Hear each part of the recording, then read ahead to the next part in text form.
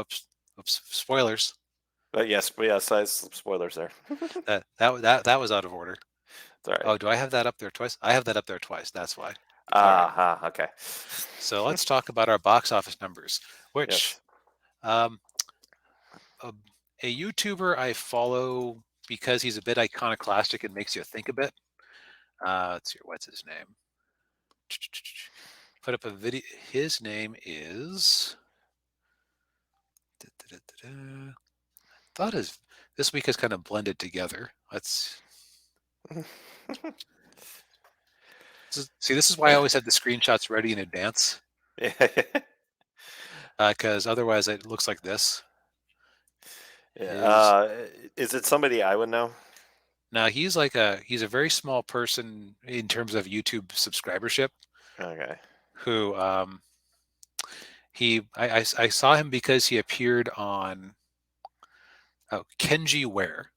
He Kenji. appeared on Thinking Critical's Comic Aficionado podcast a couple of times.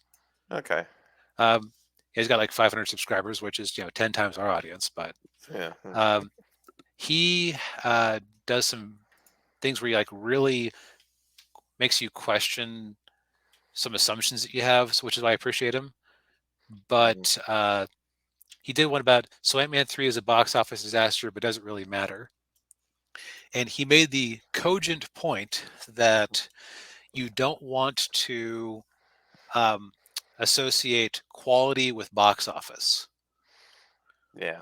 And that, for that matter, if you focus on the box office as a measure of quality, that means that if something you like bombs, then you kind of have to, you know, you've kind of set out the case that the box office equals the quality, so therefore your thing is stupid too. Yeah. And while it is important to, it's interesting financially, it is a trap I find myself in sometimes. Like, haha, your stupid Ant-Man movie bombed.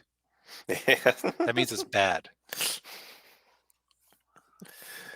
Yeah, I mean, yeah, it's not. Yeah, it isn't always the case that a movie bombs and it's bad, or if a movie makes a lot of money, it's really good. I mean, Right. yeah, I mean, The Force Awakens is still the highest grossing domestic, highest grossing movie domestically, unadjusted for inflation. I mean, Yep. Also, Changus says that Bahubali is the Indian movie with the palm tree and is a genuinely great time. Yes. uh, So thank you for that context. yes, thank you. So, having said that, haha, Ant-Man 3 is bombing, your movie's bad. Yeah, yeah. um, we'll get to Creed 3 in a second, but Yeah. Ant-Man continues to have its no good, very bad box office run. Yes. Because after dropping, look how low we are below that trend Ooh, line. ouch. It has finally surpassed what Box Office Mojo was reporting its first weekend as because they accidentally reported the U.S. gross twice. Twice. Jeez. You would have you would have thought that they would have fixed that a lot sooner. Nope, apparently not. Yeah. But if let's pull out our unofficial co-host here, the calculator. Calculator. So this movie had a budget of roughly 200 million. Mhm. We'll be very generous and we'll assume that they skimped on the marketing because they might have known they had a mild turkey on their hands. Yeah. I shouldn't. So, So oop, 300 million. 300. Yeah. And if they get to keep half of that, they need to double their box office. So 600 million. 600 million ain't happening at this rate. No. Yeah. 500 million might not be happening at this rate. Yeah. It's sinking very very quickly, and yeah, and Ninja Toe points out, yeah, box office numbers is like review scores. You can't make them the ultimate standard of quality. Yeah. Nope. All that the box office tells you is what you're more likely to see more of.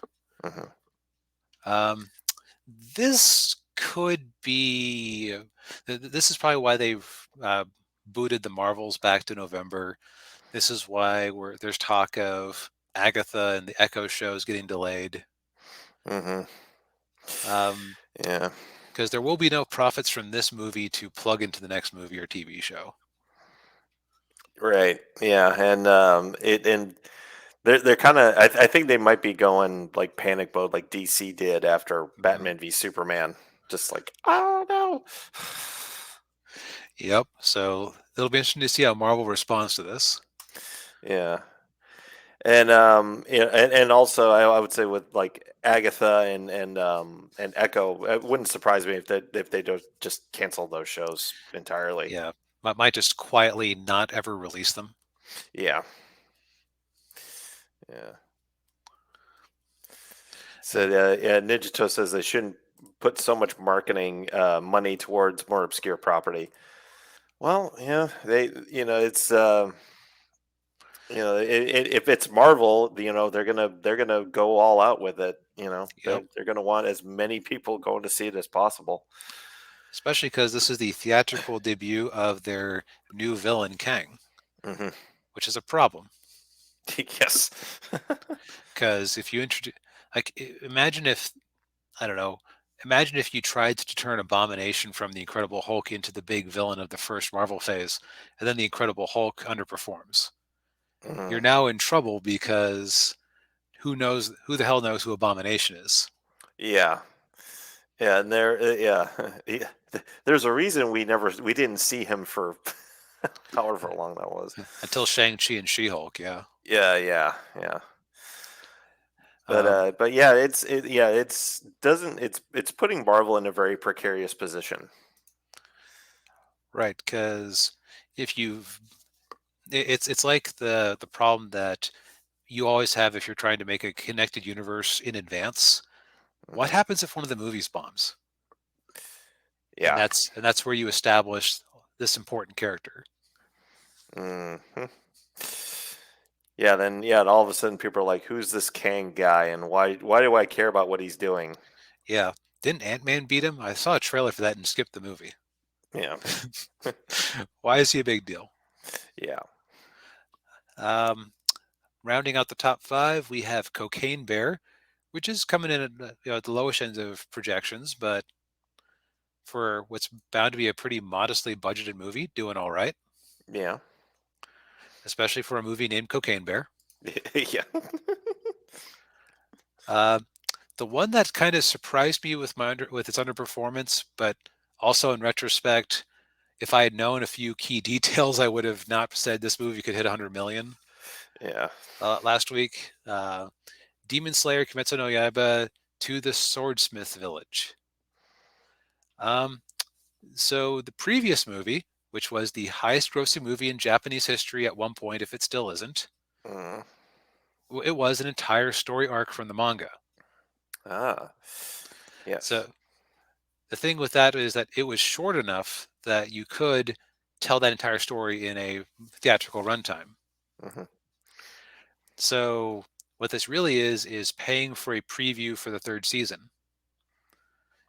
Now, Mm.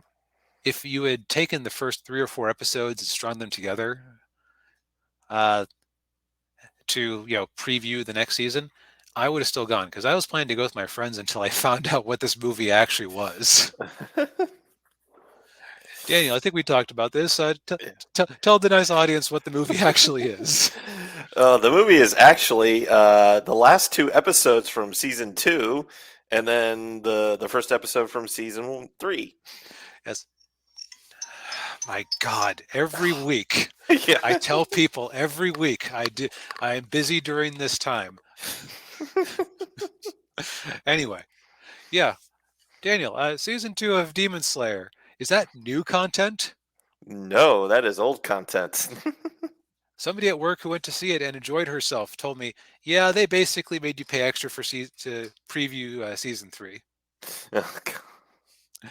Uh, again, she enjoyed herself, so it must have been good. And those last couple episodes of season two would probably be really hyped to see in theaters, but it still didn't seem like a good use of 15 hours and or 15 hours, $15 in 2 hours. Yeah. Yeah, I So would agree with that. The other thing is that this is a pretty narrow release. I hadn't realized that it was going to be in like half the theaters that the first one was. Yeah. So that's why my also I question their numbers on the numbers because you can still they're acting like this movie was in theaters for a single weekend. You can still go to Fandango and buy tickets to see this. Mm. So I wonder if they're just not getting the numbers or it's Yeah, it's a little sketchy. it's strange. Yeah. Then rounding out the top five, we have Jesus Revolution Mm.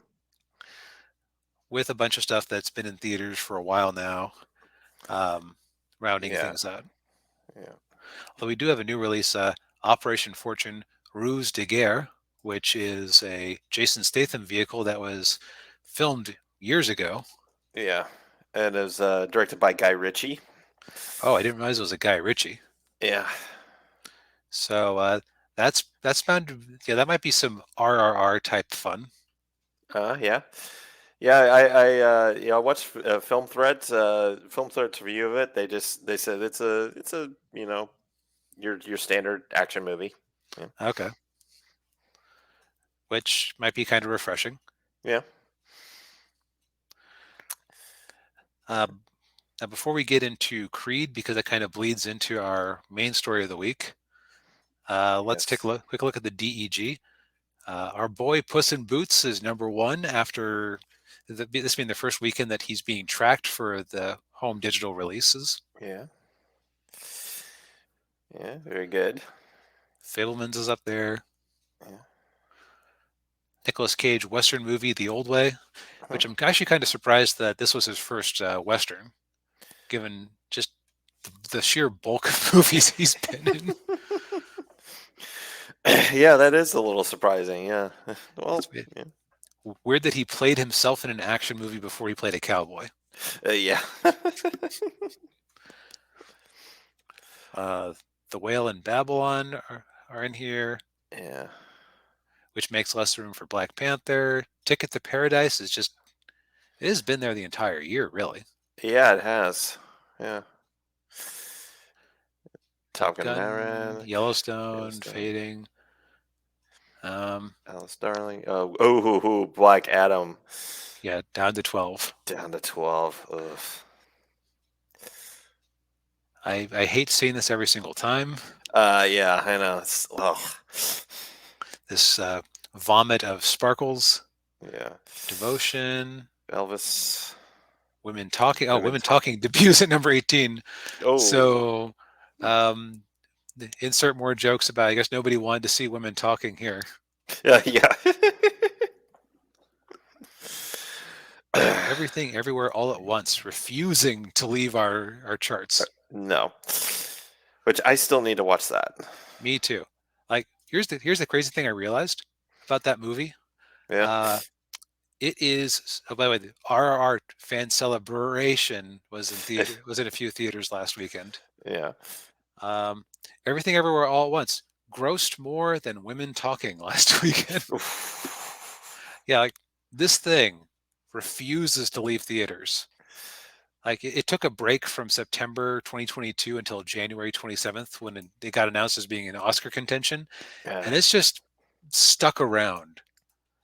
Like it has a crazy release history. Yeah, oh yeah. Yeah, yeah, Ninja Toast. The Woman King is out of the top 10. Oh, it's out of the top 20 for that matter. Yeah. So hooray! Yes.